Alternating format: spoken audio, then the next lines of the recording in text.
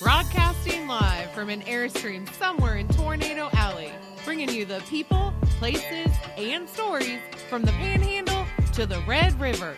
This is your Only in Oklahoma show.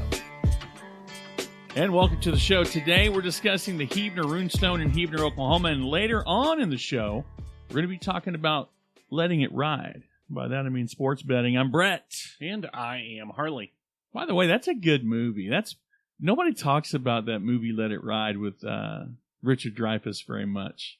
I don't remember it. Yeah, right offhand. he was into sports betting, and matter of fact, Robbie Coltrane, rest in peace, Robbie Coltrane. He was one of the guys at the betting window, but the whole movie basically revolves around Richard Dreyfuss trying to get back up. Yeah, so it's registering in my head. And this is back when there was a time when horse races, that was a big deal. Yeah. It's not, obviously it's kind of taken a backseat to, 1 in 3 casinos, but it took place in and around a horse track. So yeah, if you get a chance, I don't know if it's on Tubi or not. You need to watch Let It Ride. Well, for a sure bet, oh God, you were going to do it. If you're looking for a unique historic glimpse into some really interesting Oklahoma history, combined with really out of this world scenic nature, I cannot make a better recommendation than the Heavener Runestone Park in Heavener, Oklahoma. Been spending a lot of time in LaFleur County here as of late, have we not? But, I think one of the coolest things that doesn't get near enough attention in the mainstream, when you start talking runestones, it's a very niche. It is. It's a very niche type of attraction. This park, though, is cool. Yeah, it's cool. It's a 55-acre park, opened in 1970. The park is centered around a Swedish-inscribed runestone found in the 1920s. The park began... It's got a really cool origin story. Gloria Farley, a local Heavener girl, first saw the stone in the 1920s. She left, went on with her life. She returned in the 50s and dedicated the rest of her life to researching this stone.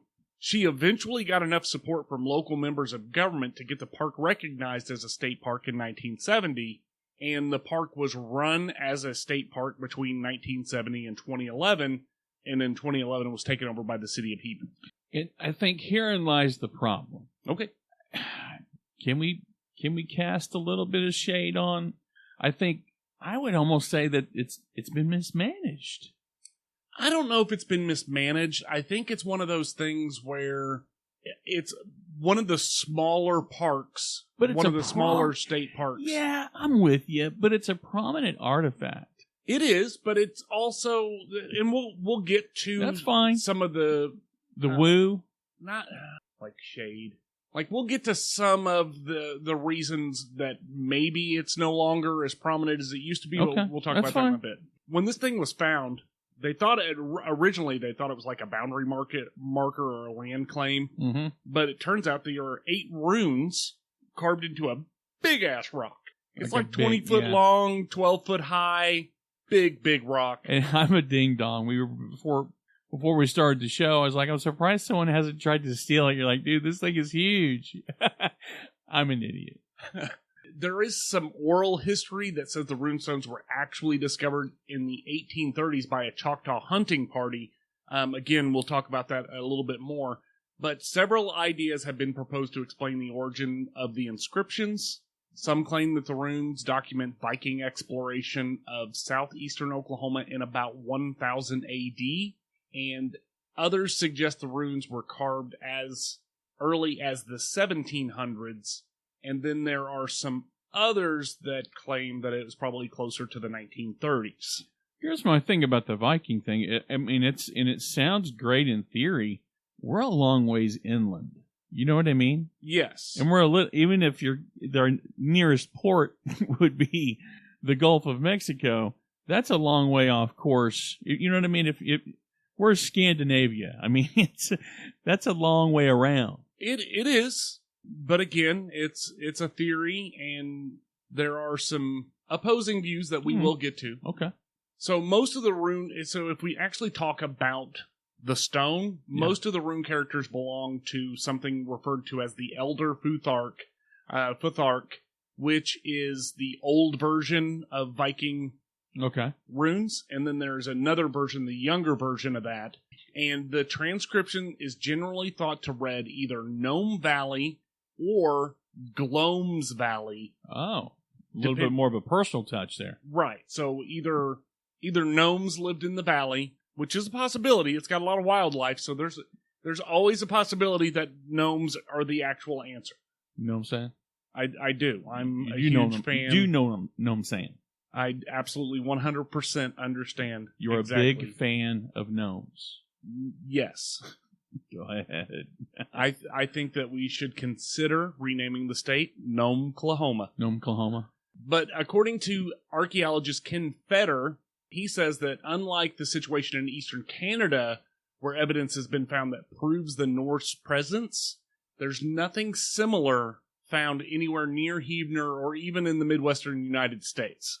Again, I think it's the same. The issue is the same. Look at Canada. It's closer to what? Greenland? Yeah. So, I mean, it makes sense. There's nothing that leads me to believe that they'd be, but it's really hard to get me to buy a whole lot of theories. I mean, the inscriptions look Viking. I mean, you know what I'm saying? I have no experience in Viking mythology, but I can't see where else it would come from. So there was an archaeologist named Lyle Thompson from the University of Leicester. He examined the runestone and he made several notes. He said there's no cultural evidence of Vikings in or near the region. No Old Norse approach to the translation fits this stone. So, again, them using different letters means that there's not an overall language that fits exactly. So you have to switch back and forth for it to have a translation. So even if it was from the 1950s or even a 20s, little, it would have been at least the 20s. What would be the point? But, you know, this isn't the first time we've seen things that are similar. You know, the Georgia Guidestones. We've seen those monoliths a few years ago that just appeared, and no one's claiming any responsibility for those. It's definitely a fun story. It is a fun story. Yeah. And I think the park stands on its own, which we'll talk about some of the features of the park. But I think the park stands on its own. But it is still cool. He actually pointed out, though, that there was a Scandinavian presence in the nearby town of Heavener in the early 1900s. So he thinks that maybe that's where it comes from. Sure. He says, bearing any new evidence, though, the stone is best considered a modern creation. So it's sandstone, which is kind of, it's a native stone. You know, it's not like we can't explain where it came from. We've tested it. It's not from it. You know what I mean? It's not that. It doesn't fit your ancient alien, you know, worksheet. Right. I mean, so we can kind of pinpoint yet that it was probably, at least we know it was from here. No, we do. And there have been some other scientists. There was a Henrik Williams, a Nordic language professor who visited Oklahoma in 2015. He said that it's one of the top 20 that he's seen in the world as far as sheer size and the impressive nature of it.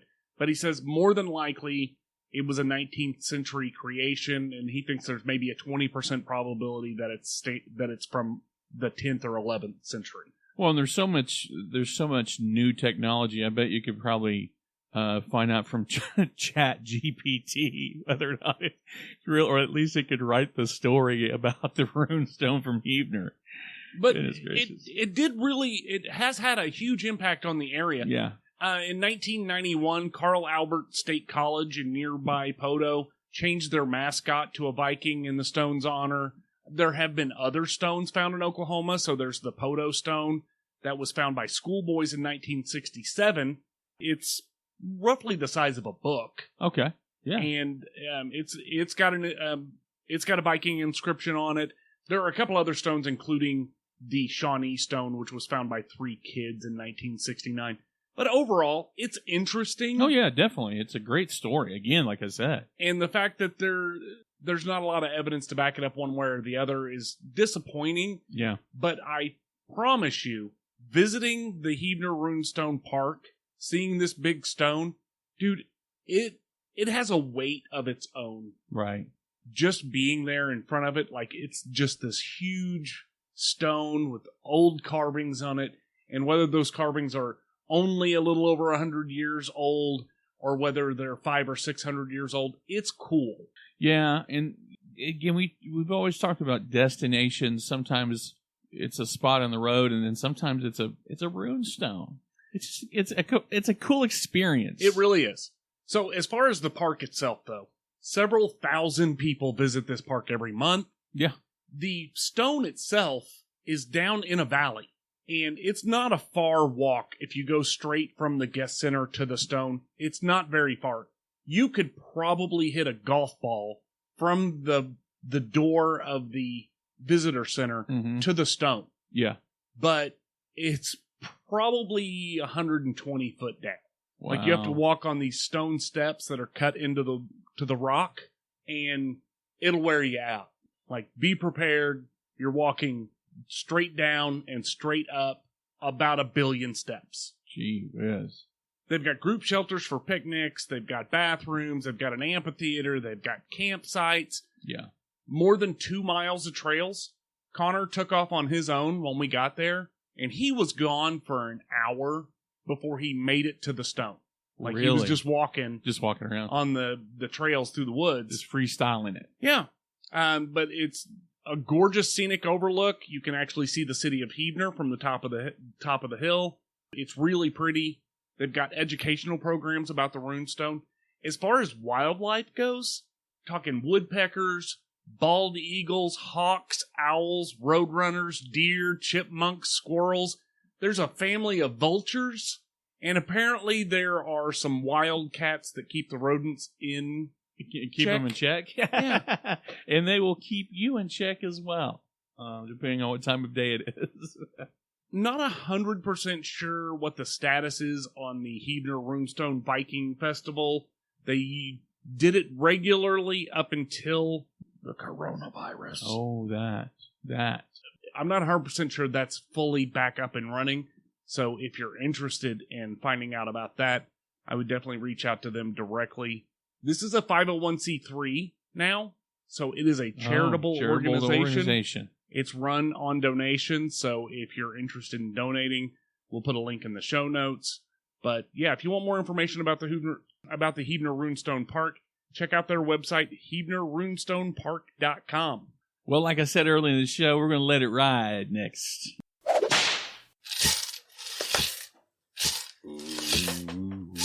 I'm Raven Rollins, and this is my Southern True Crime podcast where I discuss cases from my former hometown. Ada, Oklahoma paints itself as an average community, but its history of murder and corruption runs deeper than any story has ever told.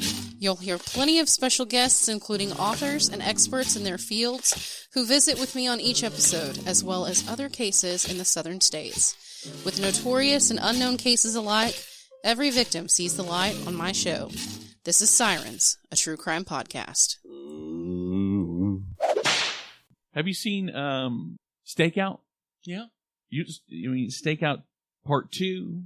What about Bob? Yes. I'm naming off. I'm trying to name off all these Richard Dreyfuss movies. The one that the Close letter Encounters right- of Third County. Have you seen? If you're Yes. familiar with that one, I just cannot for the life of me picture it's just not ringing a bell. I probably have seen it, but it's just not clicking. But the news story for today, There is a bill legalizing sports betting in Oklahoma. It just passed the House. Really? News story by Caroline Sellers from KFOR. Well, we can't get recreational weed, but now we can bet on our favorite sports team. I mean, it's... Well, not yet. Not yet. House Bill 1027, Oh, yeah.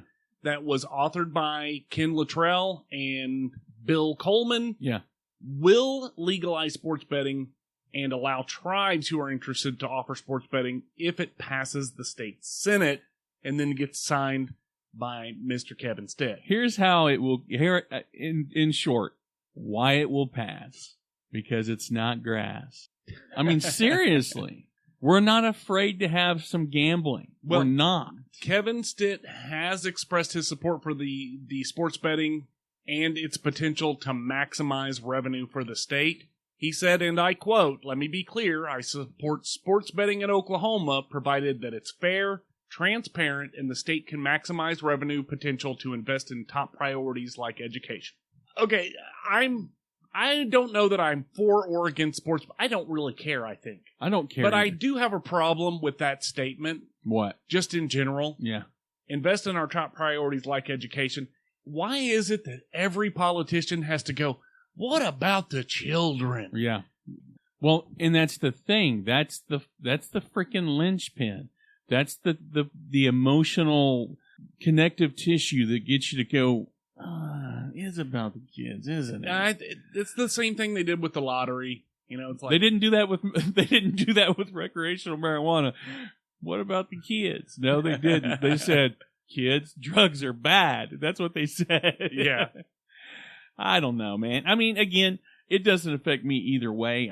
I've often wished I would have bet $100 on somebody to take it all the way to the end, and I've been a millionaire. But it's not. I'm not going to go, ooh, that's something because there are ways to do sports betting now, but it's just never been a fan of it. Yeah. There are too many X's and O's. For me, there's too many X's and O's. I just want to put my money in and go ding, ding, ding, ting. I feel like if you're not in the mafia, then you're not going to win long term in sports betting. When I think of sports betting, I think of Jimmy the Greek. I think of, hey, you got to pay the bookie. You know what I mean? Yeah. They come after you. Where's the money at, huh? You know what I mean? That's what I think of naturally. But hey, if it's for the children, then they can break your legs. I have children that do it, break my legs financially now. I can't support anyone else. I can't, and I can't rely on the freaking Dallas Cowboys to cover. I just can't. But anyway, what's your thoughts? Are you all in? I had to. I know it's not a sports betting thing, but what's the over under with you? Let us know. Anyway, it's the only way. It's the OnlyinOK show. New shows every week. I'm Brett. And I'm Harley, and we're out of here. Peace.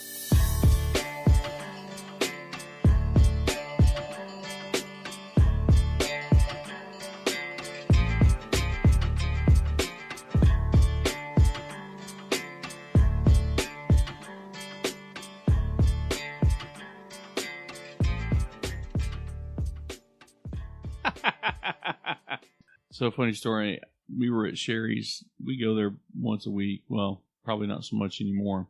But I'm sitting there, and the waitress comes up, and she goes, "Well, y'all are the owners of Dead People Stuff?" I said, "No." She goes, You sure look like him." It's like, "No." That's where I was telling Tara, I was like, "We did a show about Dead People Stuff."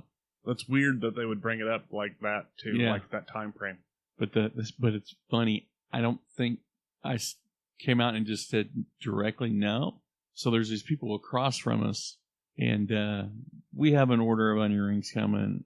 They've got an order of onion rings coming. Dude, I'm telling you right now, Sherry's onion rings are off the charts. They're as big around as our pop screen.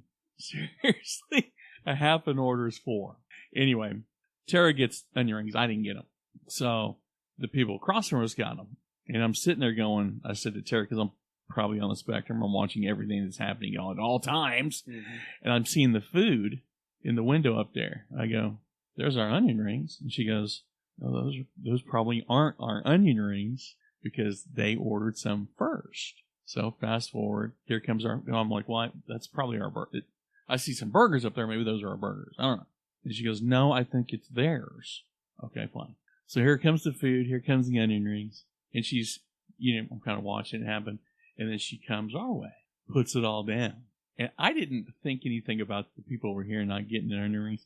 All of a sudden, the lady is like, she was telling the waitress was like, "Your food's on the way out." She goes, "Well, where's our onion rings?" And Tara kind of looked at me, and I looked at her as I took one of the freaking onion rings. I felt bad, but I was like, but then I started to play in my head, maybe she really thinks we're the owners of dead people's stuff, and she gave us preferential treatment because that lady, you've been in Sherry's, from here to me to the wall, that lady over here was doing just staring. I've never been more like, you should have turned your head away from her and then turned back with onion ring eyes. Yeah, that would have been perfect, dude. I didn't even think about it. Just have Amber fill in. That's exactly what I was thinking. Whoa. Because a lot of people think this is my normal voice. It's not, is it? It's not. You're not that far off. You don't play into it as much as you think you do. I feel like I lean into it pretty hard, but... No, you do. You lean into it for the first 3 seconds of the show. Okay. Well, my voice is usually relatively... down No, here. it's not. You're relatively conversational on our show, which is fine. Relatively. I don't do What? that. What? Oh, yeah, no. Nah, dude, I'm good. Well, yeah. I had Yeah. that. Yeah, macaroni. You're like, I'm not talking about macaroni. I'm talking about the Civil War. Yeah, but that's where macaroni was invented. I'm talking about Captain Macaroni. Colonel. Lieutenant Governor Macaroni. Colonel Corns. God. Colonel Sweet Corn Gingerbread. You know, macaroni is the Oklahoma state bird. Like, what? Well, it's spelt like heaven to me. Heaven. And welcome to the show. 3, 2, 1. And welcome to the show. Today we're discussing today. I'm just going to roll with it. I'm just going with today. Today. Okay. 3, 2, 1.